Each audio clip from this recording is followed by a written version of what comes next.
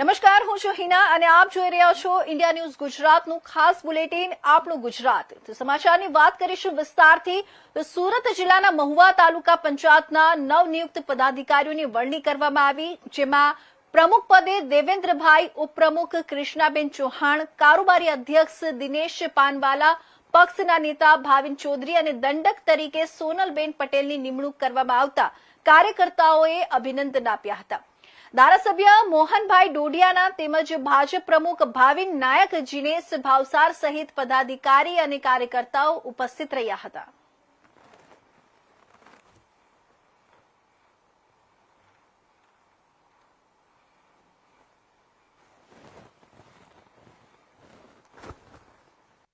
નમસ્કાર। આજરોજ મહુવા વિધાનસભાના કાર્ય વિસ્તારમાં મહુવા તાલુકો અને અંબિકા તાલુકો, આજે અંબિકા તાલુકામાં પ્રમુખ અને ઉપપ્રમુખની વરણી હતી। એમાં પ્રમુખ તરીકે અંબિકા તાલુકામાં શિલ્પાબેન રાકેશભાઈ પટેલ અને ઉપપ્રમુખ તરીકે અનિલભાઈ મહેસુરિયા અને કારોબારીના અધ્યક્ષ તરીકે રેખાબેન પટેલ અને પક્ષના નેતા તરીકે ધર્મેશભાઈ, સતીશભાઈ અને દંડક તરીકે તારાબેન રાજેશભાઈ। આમ બે હોદ્દા હતા ચૂંટણીના, પ્રમુખ અને ઉપપ્રમુખ। એમાં સામેના પક્ષે કોઈએ પણ ફોર્મ ભર્યું નહીં હતું, એટલે બિનહરીફ થઈ ગયા છે, બિનહરીફ વરણી થઈ ગઈ છે। એ જ પ્રમાણે મહુવા તાલુકાની અંદર પ્રમુખ તરીકે આપણા દેવેન્દ્રભાઈ ઈશ્વરભાઈ પટેલ અને ઉપપ્રમુખ તરીકે કૃષ્ણાબેન મોહિનભાઈ ચૌહાણ, એટલે બક્ષીપંચમાંથી। આ રીતે બંને તાલુકાની અંદર પ્રમુખ ઉપપ્રમુખની વરણી આજે થઈ ગઈ। મહુવા તાલુકામાં વિરોધ પક્ષે એટલે કે કોંગ્રેસ પક્ષે ફોર્મ ભર્યું હતું, ત્યાં ચૂંટણી થઈ હતી। અને વાલોડ તાલુકામાં પણ ચૂંટણી થઈ હતી, વિરોધ પક્ષે ફોર્મ ભર્યું હતું અને ત્યાં પણ ચૂંટણી થતાં પ્રમુખ અને ઉપપ્રમુખ આપણા ધીરેનભાઈ ગામિત અને ઉપપ્રમુખ તરીકે આહિરબેન હતા। એટલે બંનેના ચૂંટણી બિનહરીફ એક ખાલી માત્ર અંબિકા તાલુકામાં થઈ અને બંને તાલુકામાં એટલે કે વાલોડ અને મહુવા તાલુકામાં કોંગ્રેસ પક્ષે ફોર્મ ભરવાના કારણે ચૂંટણી કરવામાં આવી હતી। એટલે આમ જોતાં બહુમતી ભારતીય જનતા પાર્ટીના સભ્યની હોવાના કારણે તો આમ આદમી પાર્ટી પ્રદેશ સંગઠન મહામંત્રી મનોજ સોરઠિયાએ વિડીયોના માધ્યમથી જણાવ્યું હતું કે આજે ગુજરાતની અંદર આમ આદમી પાર્ટી મજબૂત વિપક્ષ તરીકે ઉભરી છે। ગત સ્થાનિક સ્વરાજ્યની ચૂંટણીઓમાં આમ આદમી પાર્ટી બીજા નંબરે રહી હતી। 34 જિલ્લા પંચાયતોમાંથી એક જિલ્લા પંચાયત આમ આદમી પાર્ટીએ જીતી છે। ગુજરાતના લોકોએ આમ આદમી પાર્ટી પર વિશ્વાસ વ્યક્ત કર્યો છે। ગુજરાતના લોકો ઈચ્છે છે કે ગુજરાતમાં એક નવો પક્ષ, એક નવી પાર્ટી અને એક નવો વિકલ્પ આવે અને તેનું પ્રમાણ સ્થાનિક સ્વરાજ્યની ચૂંટણીમાં જોવા મળ્યું છે। આ ખુશીના પ્રસંગે આમ આદમી પાર્ટી ગુજરાતનો બીજા નંબરનો પક્ષ બન્યો છે। ત્યારે આમ આદમી પાર્ટીના રાષ્ટ્રીય સંયોજક અરવિંદ કેજરીવાલ 24, 25 અને 26 તારીખે 3 દિવસીય ગુજરાતની મુલાકાતે આવી રહ્યા છે। આ મુલાકાત ગુજરાત આમ આદમી પાર્ટી માટે ખૂબ જ મહત્વપૂર્ણ છે। 24મી તારીખે પાર્ટીના નવનિયુક્ત પદાધિકારીઓ સાથે બેઠક યોજાશે, જેમાં રાજકીય પરિસ્થિતિ અને ગુજરાતના ભવિષ્યમાં આમ આદમી પાર્ટીની ભૂમિકા અંગે ચર્ચા કરવામાં આવશે। નમસ્કાર, હું આમ આદમી પાર્ટીમાંથી મનોજ સોરઠિયા। આજે ગુજરાતની અંદર આમ આદમી પાર્ટી એક મજબૂત વિપક્ષ બનીને ઉભરી છે। ગત સ્થાનિક સ્વરાજની ચૂંટણીઓમાં આમ આદમી પાર્ટી બીજા નંબરે રહી। 34 જિલ્લા પંચાયતોમાંથી એક જિલ્લા પંચાયત વિપક્ષ જીતી, જે આમ આદમી પાર્ટી જીતી છે। ગુજરાતના લોકોએ આમ આદમી પાર્ટી ઉપર વિશ્વાસ વ્યક્ત કર્યો છે। ગુજરાતના લોકો ઈચ્છે છે કે ગુજરાતમાં એક નવો પક્ષ, એક નવી પાર્ટી, એક નવો વિકલ્પ આવે અને એનું પ્રમાણ આ સ્થાનિક સ્વરાજની ચૂંટણીમાં જોવા મળ્યું છે. આ ખુશીની અંદર આમ આદમી પાર્ટી જ્યારે ગુજરાતનો બીજા નંબરનો પક્ષ બન્યો છે ત્યારે આમ આદમી પાર્ટીના રાષ્ટ્રીય સંયોજક શ્રી અરવિંદ કેજરીવાલજી આગામી 24, 25 અને 26 તારીખે 3 દિવસીય ગુજરાતની મુલાકાતે આવી રહ્યા છે. આ મુલાકાત ગુજરાત આમ આદમી પાર્ટી માટે ખૂબ જ મહત્વની મુલાકાત છે. 24મી તારીખે પાર્ટીના નવનિયુક્ત પદાધિકારીઓ સાથે એક મીટિંગ થવાની છે, જેમાં રાજનીતિક અને ગુજરાતના ભવિષ્યમાં આમ આદમી પાર્ટીની જે રણનીતિ છે એના બાબતે ચર્ચા થવાની છે. સાથે 25મી તારીખે નર્મદા જિલ્લા પંચાયત જ્યારે આમ આદમી પાર્ટી બનાવતી હોય ત્યારે નર્મદાના રાજપીપળાની અંદર એક ભવ્ય રોડ શો કરી અને જનતાનો આભાર વ્યક્ત કરવાનું કામ જે છે એ આમ આદમી પાર્ટીના રાષ્ટ્રીય સંયોજક શ્રીની ઉપસ્થિતિની અંદર આમ આદમી પાર્ટી કરવાની છે. અને 26મી તારીખે આમ આદમી પાર્ટીના તમામ જે લીડરશીપ છે એ લીડરશીપ સાથે ફરીથી મીટિંગ અને ચર્ચા વિચારણાનો કાર્યક્રમ રાખવામાં આવ્યો છે. ગુજરાતમાં આજે જે સ્થિતિ છે, ગુજરાતના લોકો પરેશાન છે. ડીઝલ પેટ્રોલની અછતને લીધે આજે તમામ જગ્યાએ મોંઘવારી વધી રહી છે. ગુજરાતની અંદર તમામ ધંધાઓ જે છે મંદા ચાલી રહ્યા છે. વીજળીના અભાવે લાંબા લાંબા પાવર કટ લાગી રહ્યા છે. એવા સમયે 30 વર્ષથી ભાજપને વારંવાર મત આપવા છતાંય આજે જે ગુજરાતની સ્થિતિ છે એ સ્થિતિથી ગુજરાતના લોકો થાક્યા છે, ગુજરાતના લોકો પરેશાન છે. ત્યારે આમ આદમી પાર્ટી એક વિકલ્પ બની, એક આશાનું કિરણ બનીને ઉભરી છે. હું નર્મદા જિલ્લાના તમામ લોકોને વિનંતી કરીશ અને આહવાન કરીશ કે આવો આપણે સાથે મળી અને આમ આદમી પાર્ટીના રોડ શોને ભવ્ય રોડ શો બનાવીએ, આમ આદમી પાર્ટીને આશીર્વાદ આપીએ. જય હિન્દ, જય ભારત. નમસ્કાર.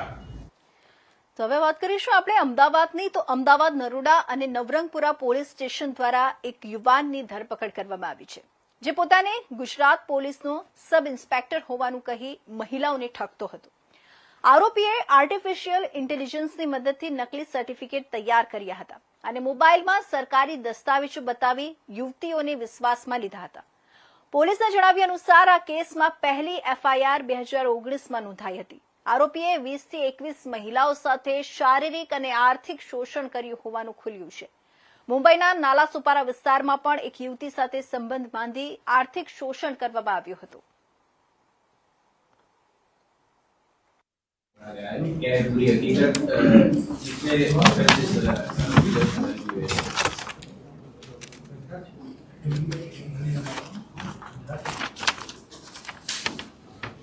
अहमदाबाद क्राइम ब्रांच ने एक अभियुक्त को पकड़ा है, जिसके खिलाफ अहमदाबाद शहर में नरोडा और नवरंगपुरा पुलिस स्टेशन में ऑफेंस रजिस्टर्ड हुए हैं. ये जो अभी अभियुक्त है हिमांशु उर्फ रॉकी योगेश पंचाल, जो कि ओरिजिनली अहमदाबाद का रहने वाला है और बाद में वो अभी फिलहाल जब अभी रहता है वो उदयपुर में रहता है और भाड़की राय के मकान पे रहता है. उसके परिवार में उसकी माँ के अलावा और कोई नहीं है. उसकी एक बहन है जो निकोल एरिया में रहती है, पर उनके साथ भी उनके इतने संबंध नहीं है और पारिवारिक संबंध भी इतने कम है, कोई मतलब उनके स्वजन उनके साथ नहीं है. इसने आईटी में जब टेक्निकल डिप्लोमा कोर्स जब किया था, उसके बाद उसने अलग अलग जगह पे मोबाइल शॉप पे काम किया और ऑनलाइन प्लेटफॉर्म जैसे फ्लिपकार्ट वगैरह जो है उसमें उन्होंने काम किया. और फिर उसके बाद उसने अपनी ही एक पहचान वाली महिला के फ़ोन को, उसके इंस्टा को हैक करके वहाँ पर वल्गर मैसेजेस भेजना शुरू किया. उसमें 2019 में उसके खिलाफ एक एफआईआर हुई थी और उसमें वो पकड़ा गया था. उसके बाद मुंबई में नालासोपारा में एक युवती के साथ उसने संबंध बनाए थे और युवती को जब पता चला कि ये सही में जो कह रहा है कि वो एक पुलिस डिपार्टमेंट का ऑफिसर है, वो नहीं है, और वहाँ पर उसके साथ उसने शारीरिक शोषण भी किया था, आर्थिक शोषण भी किया था, तो वहाँ पर उसके खिलाफ ऑफेंस रजिस्टर्ड हुआ था, जिसमें उसकी अरेस्ट हुई थी. और उस जमानत पर छूटने के बाद उसने फिर वही अपनी प्रवृत्ति शुरू रखी और आज तक जो प्राथमिक पूछपरछ में जिस तरह से उसने बताया है कि अभी तक 20 से 21 महिलाएं और इंक्लूडिंग मतलब यंग जो लड़कियां हैं उनके साथ उसने संबंध बनाए थे और उनका शारीरिक और आर्थिक शोषण किया था.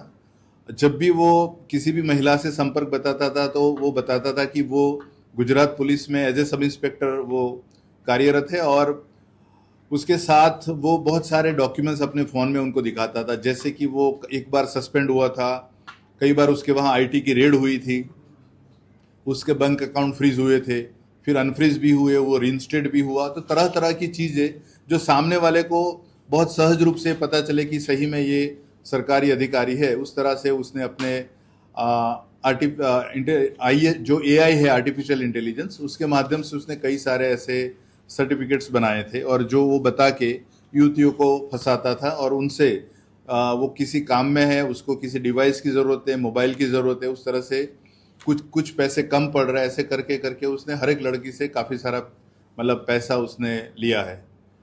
फिलहाल ये दोनों ऑफेंस में उसको अरेस्ट किया जाएगा और आगे की तफ्तीश के लिए उसको नरोडा एवं नवरंगपुरा पुलिस स्टेशन में सौंपा जाएगा।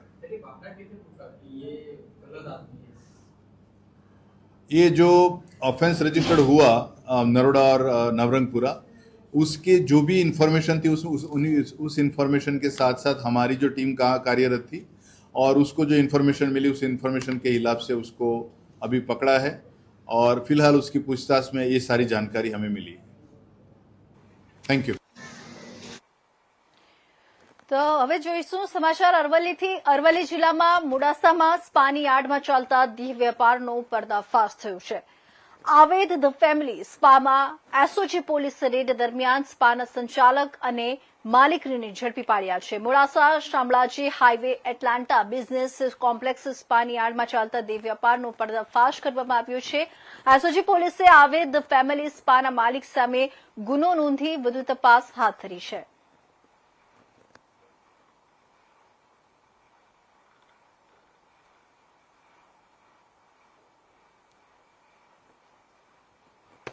જિલ્લા પોલીસ અધિક્ષક શ્રી મનોજસિંહ જાડેજા સાહેબ નાઓએ આપેલ સૂચના મુજબ અરવલ્લી જિલ્લામાં ચાલતા સ્પાની આડમાં દેહ વેપારના ગેરકાયદેસર ધંધા કરતા ઇસમો ઉપર કાયદેસરની કાર્યવાહી કરવા માટે SOG police inspector Shri PB Chaudhary સાહેબ તથા તેમની ટીમના શામળાજી રોડ ઉપર નવી સિવિલ હોસ્પિટલની સામે આવેલ એટલાન્ટા હબ નામના કોમ્પ્લેક્સમાં આવેદાત ફેમિલી નામના સ્પામાં ડમી ગ્રાહક મોકલી અને છટકું ગોઠવેલું, જેમાં તેઓ ગેરકાયદેસર પ્રવૃત્તિ કરતા જણાઈ આવેલ, જે આધારે તેઓના પર કાયદેસરની કાર્યવાહી કરી તેના માલિક અને સંચાલક વિરુદ્ધમાં મોડાસા ટાઉન પોલીસ સ્ટેશનમાં ગુનો નોંધીને આગળની કાર્યવાહી કરવામાં આવી। તો હવે વાત કરીશું પાલનપુરની। તો પાલનપુરના ઓશિયા મોલના પાર્કિંગ વિસ્તારમાં આવેલા બ્લીસ બાર સ્પા પર બનાસકાંઠા એસઓજી ટીમે સફળ દરોડો પાડી સ્પાની આડમાં ચાલતા હાઈ પ્રોફાઇલ દેહ વેપારના રેકેટનો પર્દાફાશ કર્યો હતો। પોલીસને મળેલી બાતમીના આધારે મહિલા પોલીસ સાથે ખાસ ટીમ બનાવી ડમી ગ્રાહક મારફતે રેડ કરવામાં આવી હતી। દરોડા દરમિયાન થાઈલેન્ડની મહિલાઓ, સ્પાના સંચાલકો તેમજ 2 ગ્રાહકોને ઝડપી પાડવામાં આવ્યા હતા। સ્થળ પરથી રોકડ રકમ, મોબાઈલ ફોન સહિતનો મુદ્દામાલ કબજે લેવાયો હતો। આરોપીઓ સામે ઇમોરલ ટ્રાફિકિંગ પ્રિવેન્સ એક્ટ અને ભારતીય ન્યાય સંહિતાની કલમો હેઠળ ગુનો નોંધાયો છે। કેસની વધુ તપાસ એન્ટી હ્યુમન ટ્રાફિકિંગ યુનિટ દ્વારા હાથ ધરાઈ છે।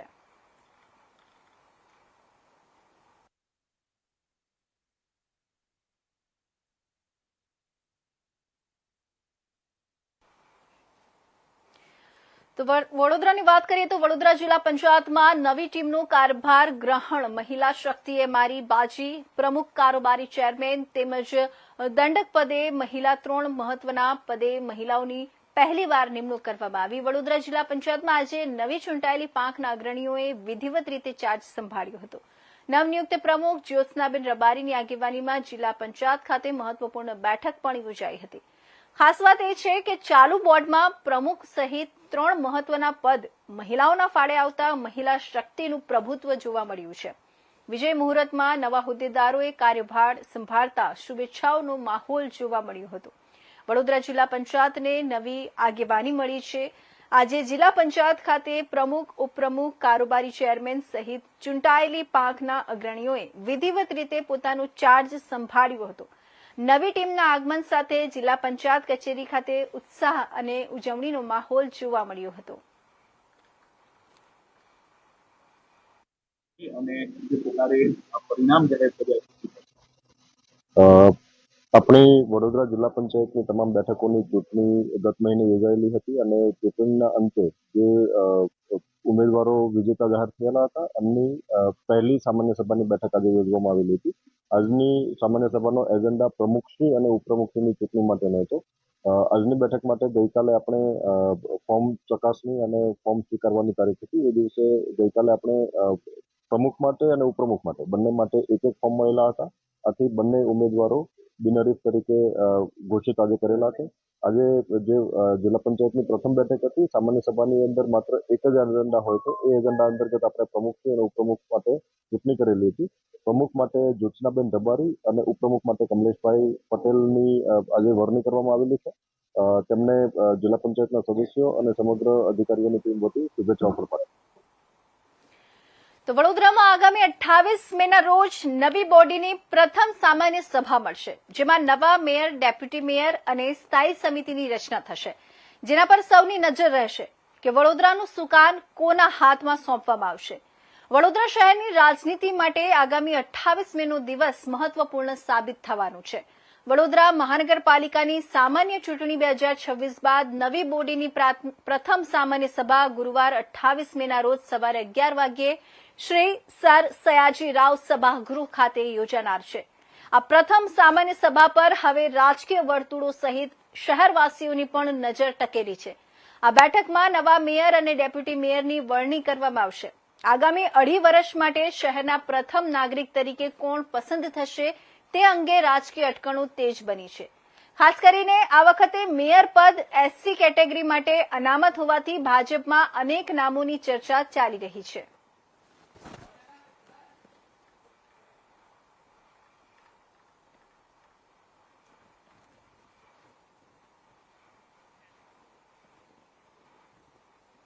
વડોદરાની વાત કરીએ. વડોદરાના સાવલી મુવાલ રોડ પર બેઠક મંદિર પાસે ગમખ્વાર અકસ્માત સર્જાયો હતો. રિક્ષા અને ટ્રક વચ્ચે જોરદાર ટક્કર થતા અકસ્માત થયો હતો, જેમાં એક વ્યક્તિનું મોત થયું છે અને 3 લોકો ગંભીર રીતે ઇજાગ્રસ્ત થયા છે. ઇજાગ્રસ્તોને સાવલી સરકારી હોસ્પિટલ ખસેડવામાં આવ્યા છે. સાવલી પોલીસ ઘટના સ્થળે પહોંચી હતી અને વધુ તપાસ. અકસ્માતને પગલે ભારે ટ્રાફિક જામ પોલીસે સર્જાયો હતો, તેથી પોલીસે તપાસ વધુ હાથ ધરી છે.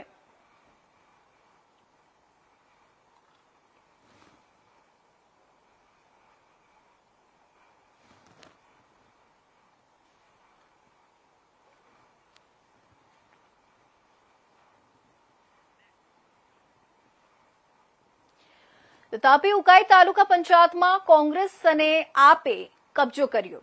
નવનિર્મિત ઉકાઈ તાલુકા પંચાયતમાં કોઈપણ પક્ષને સ્પષ્ટ બહુમતી મળી ન હતી. ઉકાઈ તાલુકા પંચાયતની 16 બેઠક પૈકી કોંગ્રેસને 7 અને આપને 4 બેઠક મળતા ગઠબંધન કરાયું, જેમાં પ્રમુખ પદે કોંગ્રેસના કીનાબેન ગામિત અને ઉપપ્રમુખ પદે આપના ભાવનાબેન રામરાજે વિજેતા બન્યા.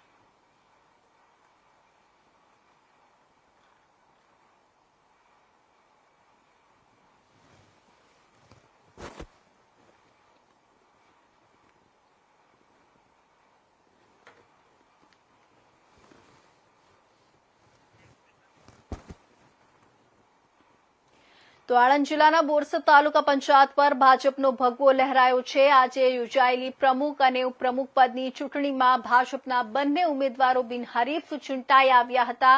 બોરસદ તાલુકા પંચાયતની કુલ 34 બેઠકોમાંથી ભાજપે 24 બેઠકો પર વિજય મેળવી સ્પષ્ટ બહુમતી હાંસલ કરી હતી, જ્યારે કોંગ્રેસને 10 બેઠકો મળી હતી. બહુમતીના આધારે આજે યોજાયેલી પ્રમુખ અને ઉપપ્રમુખ પદની ચૂંટણીમાં ભાજપના ઉમેદવારો બિનહરીફ વરાયા હતા. પ્રમુખ પદે સોનલબેન પટેલ બિનહરીફ વરાયા હતા, જ્યારે ઉપપ્રમુખ પદે દક્ષાબેન ગોહિલની બિનહરીફ વરણી કરવામાં આવી હતી. ચૂંટણી પ્રક્રિયા દરમિયાન તાલુકા પંચાયત કચેરી ખાતે ભાજપ કાર્યકરોમાં ઉત્સાહનો માહોલ જોવા મળ્યો હતો. બોરસદ તાલુકા પંચાયત પર ભાજપે ફરી એકવાર પોતાનો દબદબો જાળવી રાખ્યો છે. નવા હોદ્દેદારોની બિનહરીફ વરણી બાદ કાર્યકરોમાં આનંદની લાગણી જોવા મળી હતી. પંચાયતના પ્રમુખ ઉપપ્રમુખની ચૂંટણી યોજાઈ, કેવી પ્રક્રિયા થઈ અને કોને પ્રમુખ ઉપપ્રમુખ પદે નિયુક્તિ કરાઈ, શું કહેશો? તાલુકા પંચાયત બોરસદ પ્રમુખ ઉપપ્રમુખની વરણી માટે જિલ્લા વિકાસ અધિકારી દ્વારા નમૂનાકારની નોટિસ પ્રસિદ્ધ કરી 23/5/26ના રોજ ચૂંટણીની બેઠક નક્કી કરવામાં આવેલી, જે અન્વયે 22/5/26ના રોજ પ્રમુખ માટે પટેલ સોનલબેન યોગેશભાઈ તથા ઉપપ્રમુખ માટે ગોયલ દક્ષાબેન મહેશભાઈ બંને હોદ્દા માટે એક જ ફોર્મ આવેલું હતું, જેની બેઠક આજ રોજ 23/5/26ના રોજ 11 કલાકે તાલુકા પંચાયત સભાખંડમાં યોજવામાં આવેલ હતી. બંને કેટેગરી માટે એક જ ફોર્મ આવેલ હોય તો પ્રમુખ તરીકે પટેલ સોનલબેન યોગેશભાઈને તથા ઉપપ્રમુખ તરીકે ગોહિલ દક્ષાબેન મહેશભાઈને ચૂંટાયેલા જાહેર કરવામાં આવેલ છે. આજ રોજ તાલુકા પંચાયત તરીકે પ્રમુખ અને ઉપપ્રમુખની વરણી થવા બદલ હું તાલુકા પંચાયતના ચૂંટાયેલા સભ્ય અને આણંદ જિલ્લાના પ્રમુખ સંજયભાઈ પટેલ, માન્ય શ્રી કેબિનેટ મંત્રી રમણભાઈ સોલંકી, માન્ય શ્રી રાજ્ય કક્ષાના કમલેશભાઈ પટેલ, માન્ય શ્રી મિતેશભાઈ પટેલ, સાંસદ શ્રી મિતેશભાઈ પટેલ, તાલુકા પંચાયત સંગઠન અને જિલ્લા પંચાયત સંગઠનના સર્વને હું હાર્દિકપૂર્વક આભાર માનું છું. વિકાસના કામો કેવા કરશે? પ્રજાલક્ષી કાર્ય તાલુકા પંચાયતના તમામ સભ્ય વતી પ્રજાલક્ષી કાર્ય કરીશ અને વિકાસના કાર્યને ઊંચી ટોચ તરીકે પહોંચાડીશ.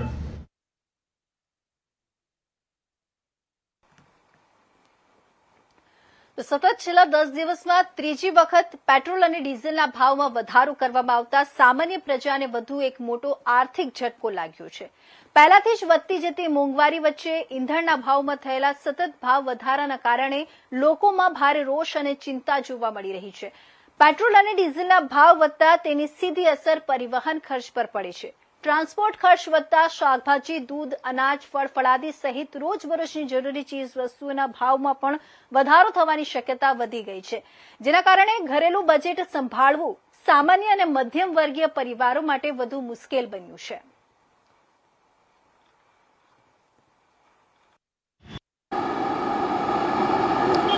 ઈરાન અમેરિકા યુદ્ધની અસર હવે દિવસે ને દિવસે ગુજરાતની અંદર અને ભારતની અંદર પણ વર્તાઈ રહી છે.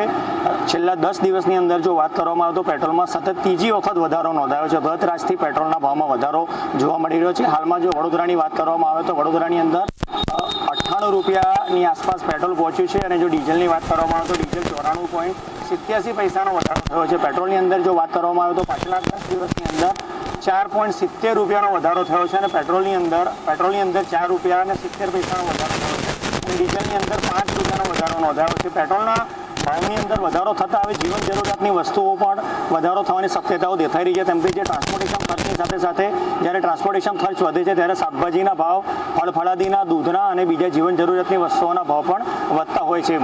સામાન્ય પ્રજાની અંદર જો વાત કરવામાં આવે, સામાન્ય પ્રજા સાથે વાત કરી હતી ઇન્ડિયા ન્યૂઝે, ત્યારે જાણવા મળ્યું હતું કે જે પેટ્રોલમાં ભાવ વધારો થઈ રહ્યો છે તેના લીધે મોંઘવારીનો જે અસહ્ય માર છે તેનાથી તેમનું બજેટ ખોરવાઈ રહ્યું છે. India news, Himanshu Joshi, Vadodara.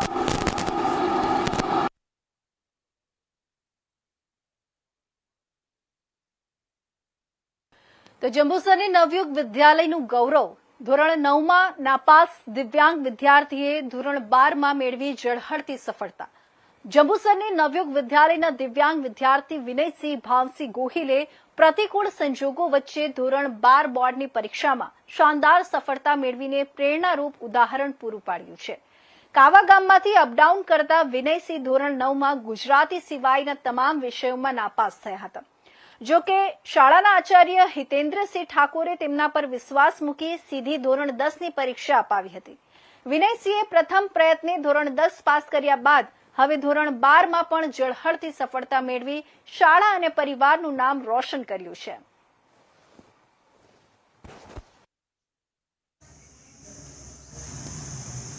જંબુસર નવયુગ વિદ્યાલય ધોરણ 9 થી 12 સતત અભ્યાસક્રમ ચાલે છે, જેમાં ગામડાના ખેત મજૂરી કરતા અને મધ્યમ વર્ગના બાળકો અભ્યાસ માટે આવે છે. જેમાં કેટલાક બાળકો એવા છે કે જે પ્રાઇમરી લેવલ, માધ્યમિક લેવલે ખૂબ નબળું પરિણામ લાવતા હતા, પરંતુ શાળાના આચાર્યશ્રી તથા શાળાના શિક્ષકો ટીમવર્ક કરીને અને મંડળની હૂંફ લઈને એવું સરસ કામ કરે છે કે જેમાં જે બાળક નાસીપાસ થતો હતો પરીક્ષામાં, એ 10મા ધોરણમાં પણ 9મા ધોરણમાં પણ નાસીપાસ થયેલો, 10માં ટકા ઓછા આવેલા, અને એ જ બાળક જેનું નામ છે